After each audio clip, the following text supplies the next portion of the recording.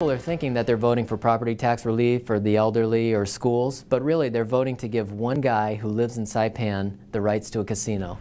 Competing Question 1 campaigns are getting feisty with only a few weeks left until Election Day. Both are accusing the other of shady dealings. Good evening, everybody. I'm Christina Rex in for Amanda Hill tonight. And I'm Lee Goldberg. Every time November ballot rolls around, here come the political ads. Now, some of you just tune them totally out.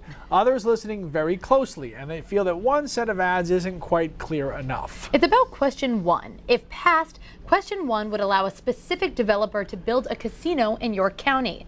Chris Costa joins us now. Chris, there are a lot of political layers to this ballot question. Yeah, Lee and Christina, there are. The developer, Sean Scott, has a history of building casinos in Maine and then selling them for millions of dollars. In addition, Scott is under investigation by the state's Accountability Office, OPEGA. They are looking into the sources of the campaign's funding.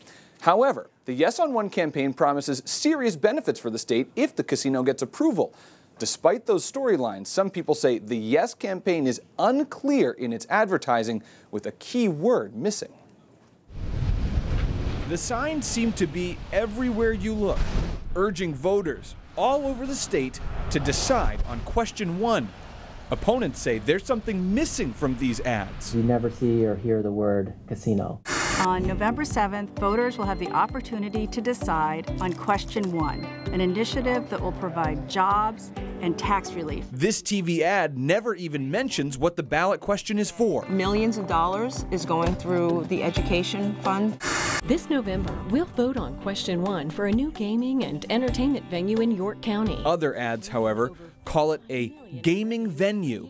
And Sean, why don't your ads say that it's going to be casino? When asked about the missing word in the ads on Maine Public Radio, developer Sean Scott said, nitpicking about whether the word casino or gaming resort is in the ad, I think everybody understands we're talking about a gaming resort. I don't think there's a lack of clarity. It's in the initiative. A campaign spokesperson says the term gaming establishment is more accurate and distinguished, but it's still nowhere on these signs. Gaming means casino, and it's actually a more professional word, like you talk about the Gaming Commission. On November 7th, we brought the ads to Jim Britt, a public relations and marketing professional. I think there's a lot of smoke and mirrors there. Yes on One. We watched the ads on their website. Question 1 provides that future, including some new spots with millennials. What does voting Yes on One mean for the state of Maine?